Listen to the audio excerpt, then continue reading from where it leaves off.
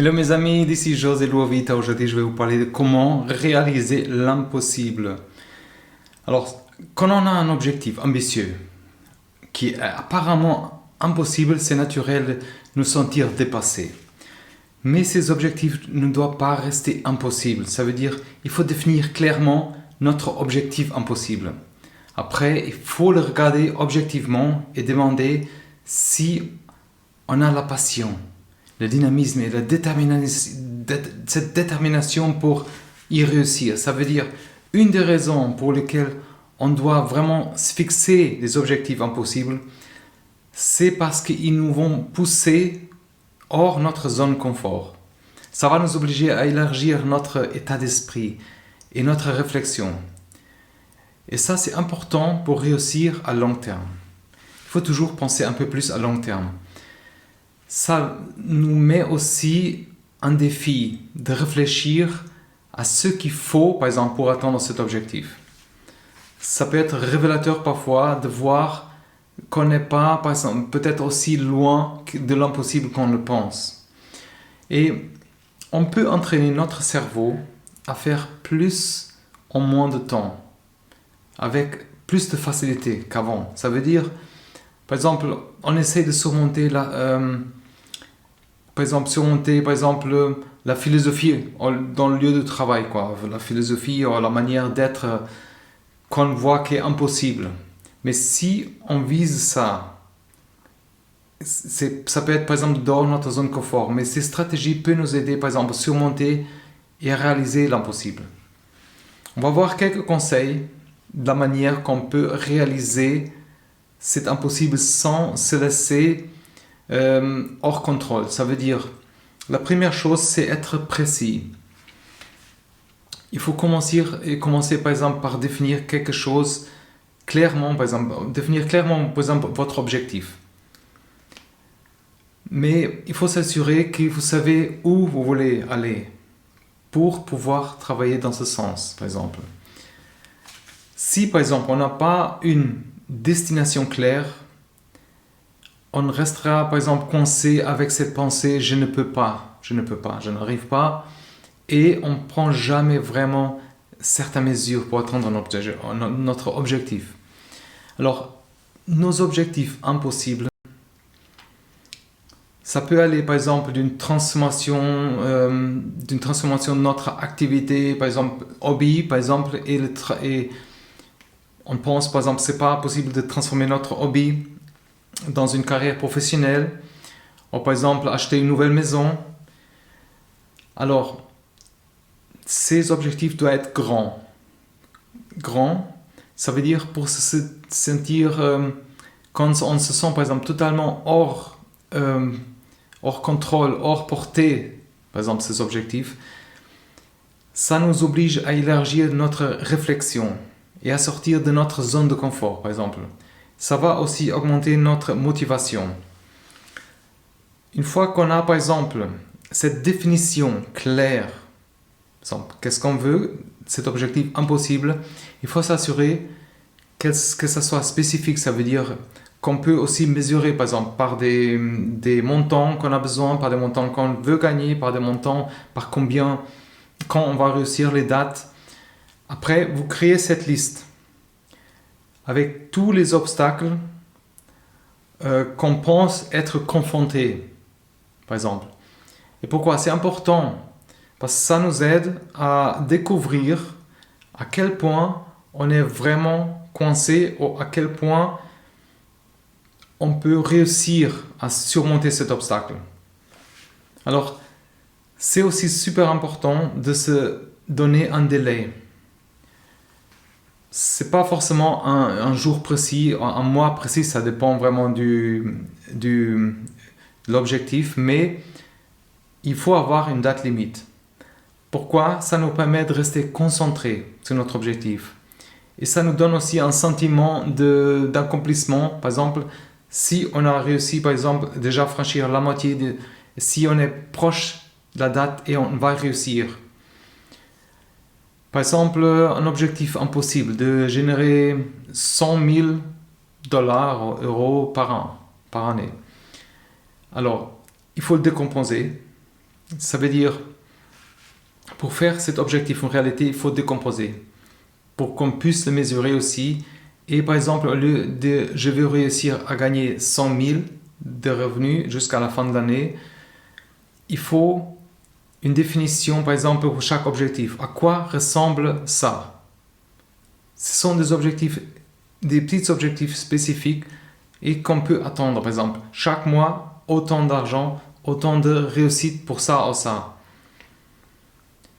Et ça, c'est une raison pourquoi les gens, parfois, ils n'arrivent pas.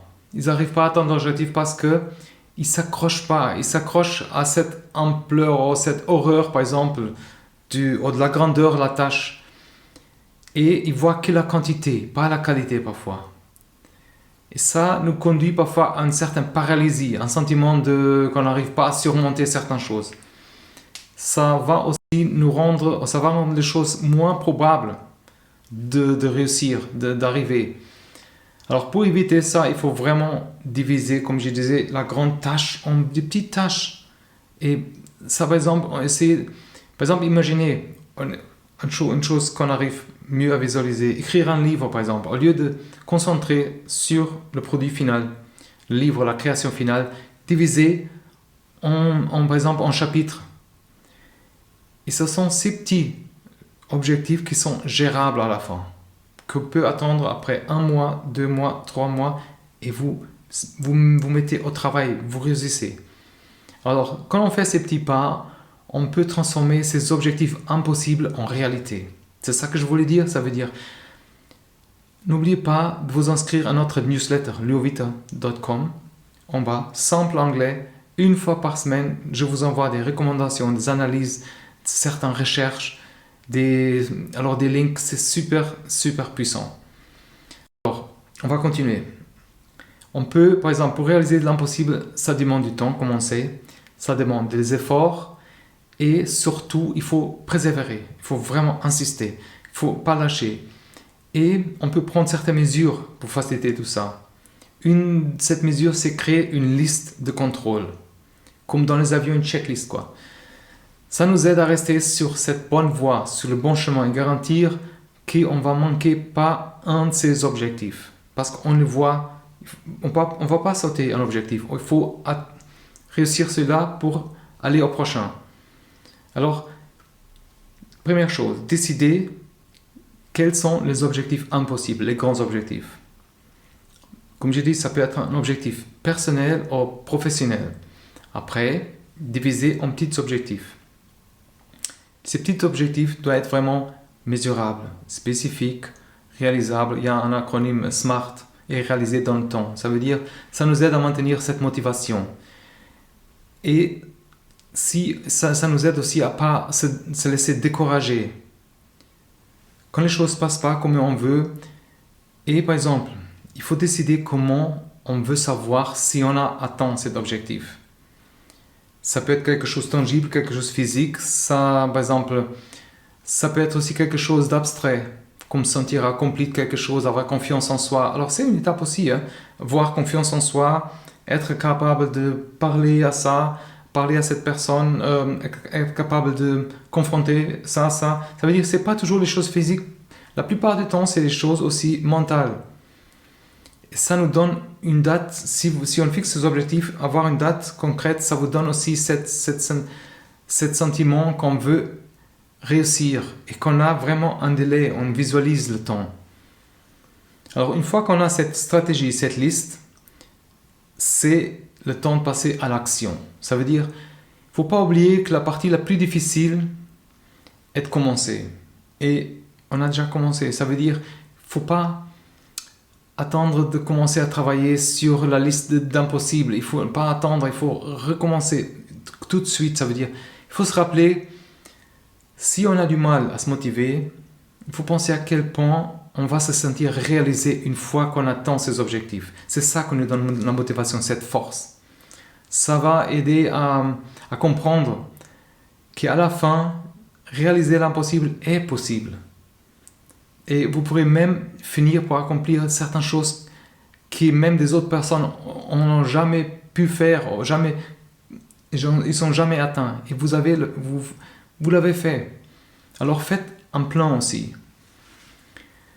Et les personnes, parfois, on ne voit pas, mais les personnes qui ont réussi, ils ont réussi parce qu'ils considèrent déjà que c'est pas impossible, que les choses impossibles sont possibles de faire, mais aussi ils ont cet enthousiasme et la première chose qu'ils font, c'est créer un plan.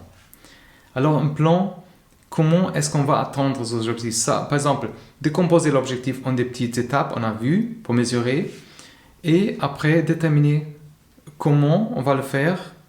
Et par exemple, on peut dire que gagner ces 100 000 dans une année, par exemple, on veut perdre 1 kilo par semaine, tous les 15 jours. C'est vraiment important d'identifier nos valeurs aussi dans tout ça. Nos croyances en nous et lancer vraiment cette conquête à l'impossible. Et le succès, comme je disais au début, ça c'est différent pour chaque personne. Mais dans l'ensemble, nos valeurs et nos croyances vont déterminer la manière qu'on souhaite créer notre vie. Ça veut dire que c'est vraiment important, par exemple, de jeter un œil à tout ce qu'on a fait au passé, toutes nos expériences du passé, quel genre d'habitude on a, qu'est-ce qu'on a développé comme ressources, comme habitude. Ça peut être bon ou mauvais, mais c'est pour ça c'est sur cette base qu'on va travailler, et on va se baser dans nos forces. Alors pour tout ça, il faut créer aussi une certaine habitude. Ça veut dire tout dans notre vie, c'est des habitudes. Par exemple, même heureux, malheureux, c'est une habitude. La forme, si on est en forme ou pas, par exemple, alors tout ce qu'on fait régulièrement va construire notre vie. Manger, faire l'exercice régulièrement, par exemple, parler aux gens. Alors, pour nos objectifs, pour atteindre nos objectifs, il faut les intégrer dans une certaine routine. Pourquoi? Parce que ça nous aide à intégrer chaque jour cette conquête, fixer des objectifs, et ça aide aussi à notre cerveau à réorganiser notre vie quotidienne pour atteindre ces petits objectifs.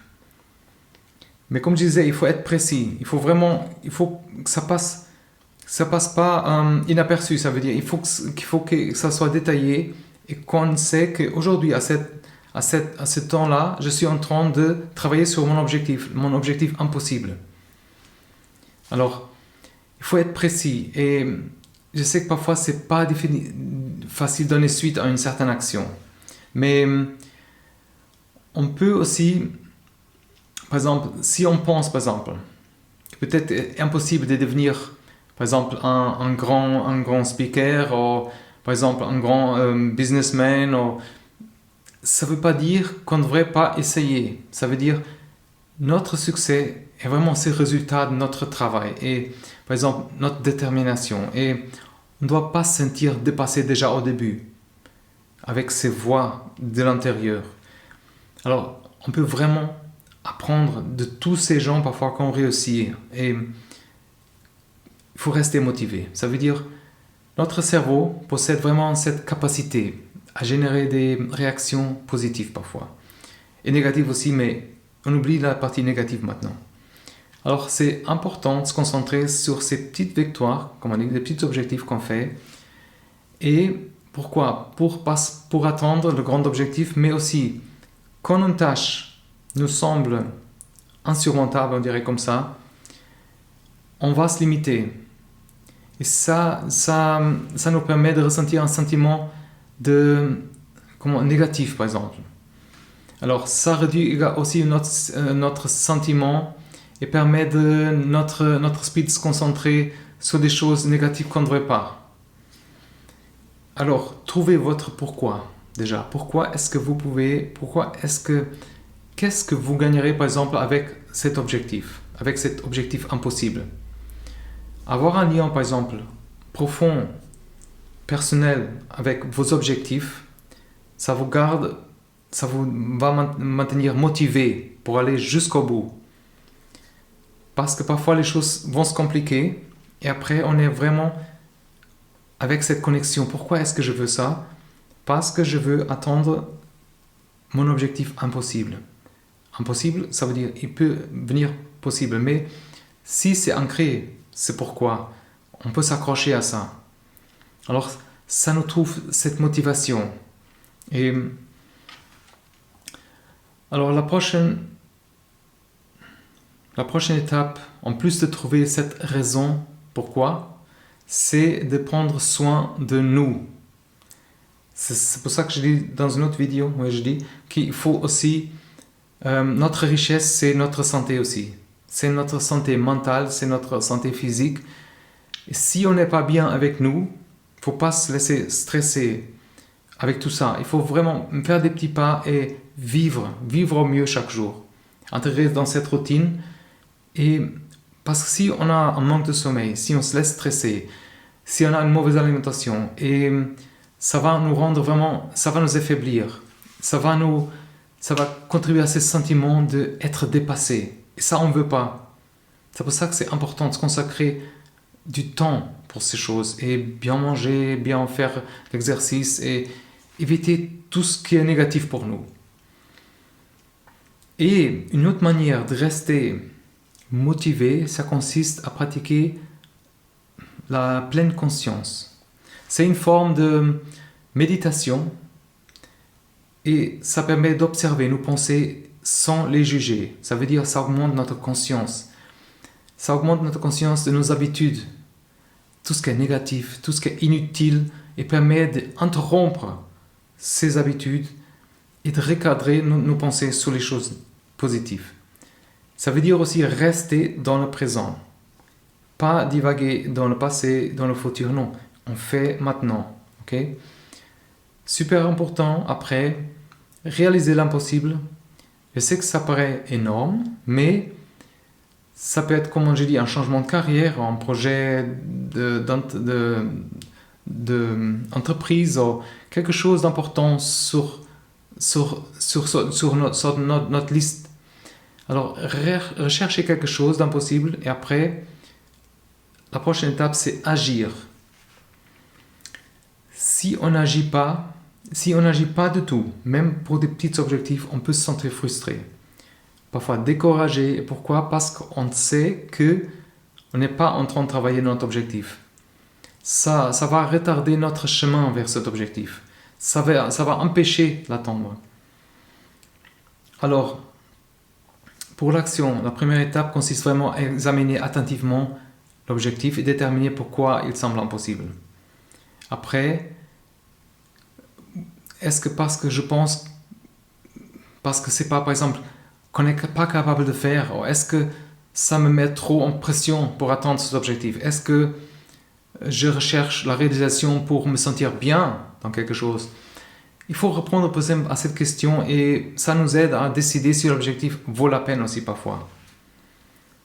Alors, une fois qu'on a compris que l'objectif, le pourquoi de notre objectif, l'étape, c'est vraiment continuer, créer cette stratégie et on peut commencer à déterminer combien on veut attendre, comment on veut attendre, par exemple. Créer un plan nous aide, par exemple, à fixer un délai et d'essayer d'économiser, par exemple, de l'argent. Tout ça, c'est une action. On peut vraiment agir de cette manière cohérente pour constater un progrès, par exemple. Alors, c'est important, encore une fois, de savoir qu'on va rencontrer des revers sur notre chemin. Mais on ne doit pas se laisser décourager. Ça ne va pas nous empêcher de continuer. Okay? Abandonner et dire que l'objectif est impossible, ça ne va pas nous amener à attendre. Ça veut dire la seule chose qui permet vraiment d'atteindre notre objectif, c'est cette action qu'on fait tous les jours. C'est pour ça que c'est important de rester motivé. Par exemple, c'est vraiment plus encore important si l'objectif est un grand objectif. Mais c'est possible de lutter contre cette inertie, par exemple. Avoir cette liste, aider à rester concentré au long de tout ce processus, et ça va signifier que c'est un succès. Comme je disais, un succès pour l'autre personne, ce n'est pas le même succès pour nous.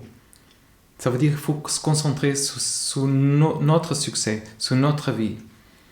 Et c'est vraiment au fur et à mesure qu'on va arriver à comprendre, à réussir, ça nous donne ce sentiment d'accomplissement, d'encouragement, alors et de motivation. C'est pour ça que c'est important. Et par exemple, il faut aussi se donner du plaisir. Ça veut dire, par exemple, renforcer cette pensée positive, rester positif. Il faut par exemple aller au restaurant dîner une fois qu'on a réussi à accomplir cet objectif, ou acheter un petit article pour nous. C'est important que ça soit qu'on se donne ce plaisir pour rappeler qu'on a atteint l'objectif dans notre conscient. Ça nous aide vraiment à progresser, à dire oui, tu as réussi, c'est bien, continue comme ça. Alors j'espère que c'était vraiment puissant pour vous, comme c'était pour moi. Je sais que c'était un peu long, c'était pas évident de suivre parfois, mais dans la description, il y a des links, il y a des ressources. Je vous invite à les découvrir. Aussi, souscrire à notre newsletter à luovita.com. Une fois par semaine, j'envoie des pensées, j'envoie des ressources. Ça vous aide sûrement, comme ça m'a aidé à moi, de mettre les idées en place et voir vraiment ces opportunités dans la vie. Laissez-moi savoir et souscrivez et abonnez à la chaîne. Et je vous souhaite vraiment courage et tout de bon et à la prochaine.